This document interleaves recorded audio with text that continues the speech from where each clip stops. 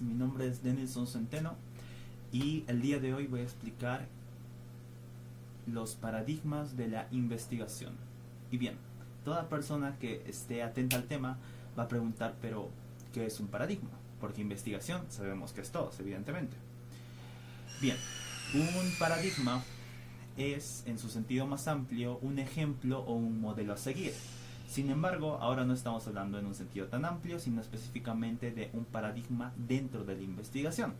Por lo que un paradigma hace referencia a un grupo de creencias o de preconcepciones que gracias a ella vamos a poder formar normas o reglas que van a ser usadas para llevar a cabo una investigación con un determinado enfoque.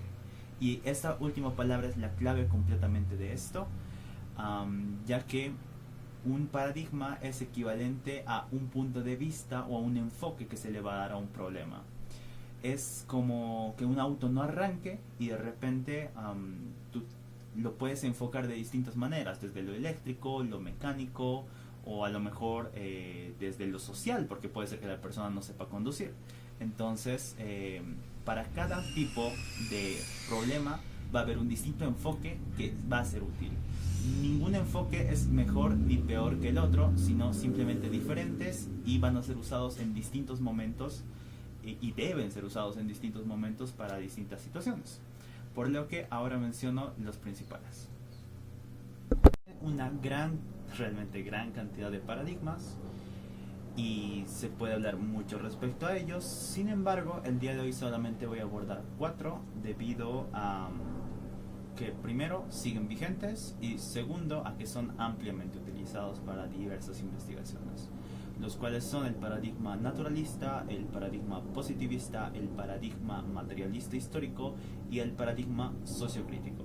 Y además vamos a ver bastante por encima los enfoques cualitativo y cuantitativo. Todo resumido, el paradigma naturalista elige el subjetivismo no solamente como algo inevitable dentro de lo que es la realidad, sino lo que conforma la realidad en sí misma, por lo cual es lo que debe ser estudiado. Es decir, la realidad no sería algo objetivo, sino que sería algo intersubjetivo. Para esto tenemos que aclarar los conceptos de objetivo, subjetivo e intersubjetivo. Rápidamente, objetivo sería todo aquello que existe en independencia de la conciencia humana. Subjetivo es todo aquello que yo creo que existe. Por ejemplo, si tenía un amigo imaginario, dejo de creer en él y deja de existir.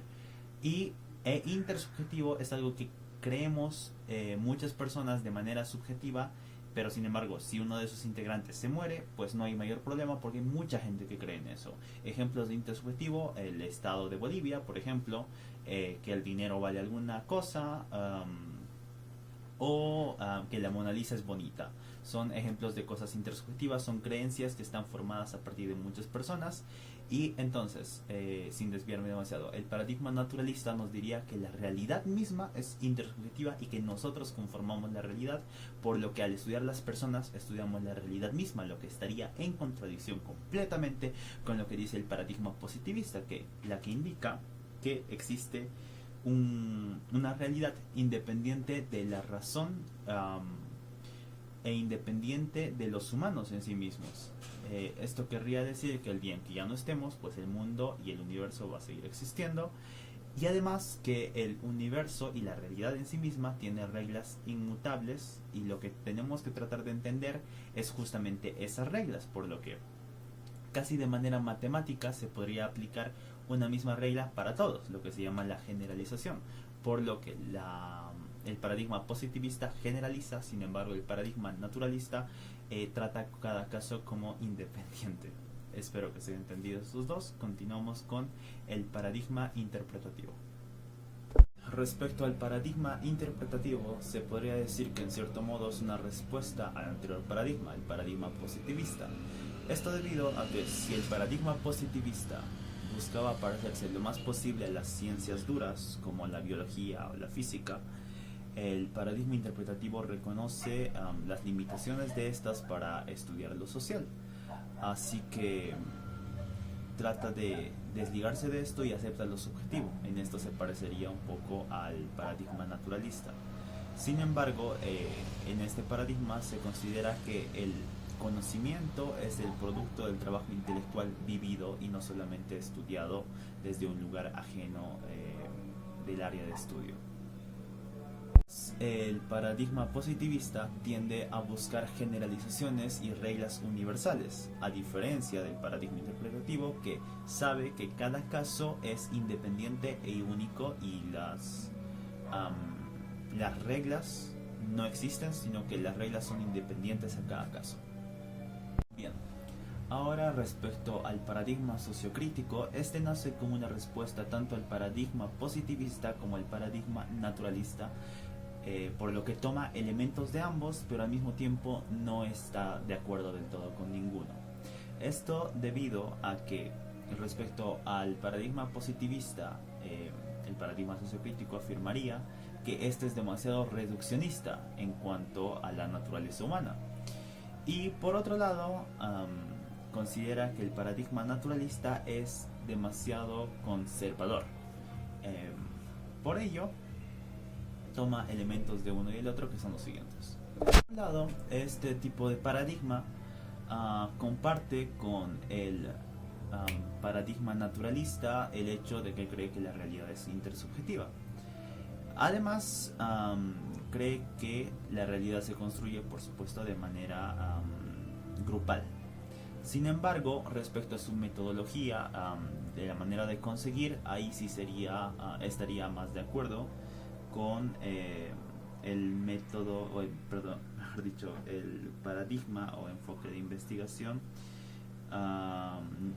positivista, en cuanto a que se tiene que ser riguroso y sobre todo tiene que tratar de enfocar el problema desde un solo ámbito, por lo que sería una especie de fusión entre ambos y una respuesta a ambos al mismo tiempo. Finalmente, acerca del paradigma materialista histórico, se podría mencionar que también es llamado dialéctico, y esto debido a que considera que la realidad es dialéctica. Pero bien, ¿qué significa dialéctico? Bien, dialéctica se supone que es la capacidad que tenemos de hablar, conversar para llegar a una verdad. Sería enfrentar dos tesis para llegar a una síntesis, y esa síntesis a su vez será una tesis que se enfrentará con otras tesis y llegar a una síntesis, y así sucesivamente. Y se van creando verdades. Bien, en este caso se consideraría que la realidad misma es dialéctica, ya que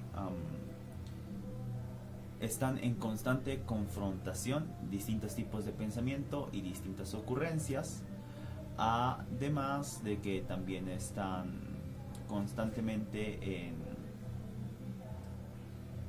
en este proceso distintas incidencias.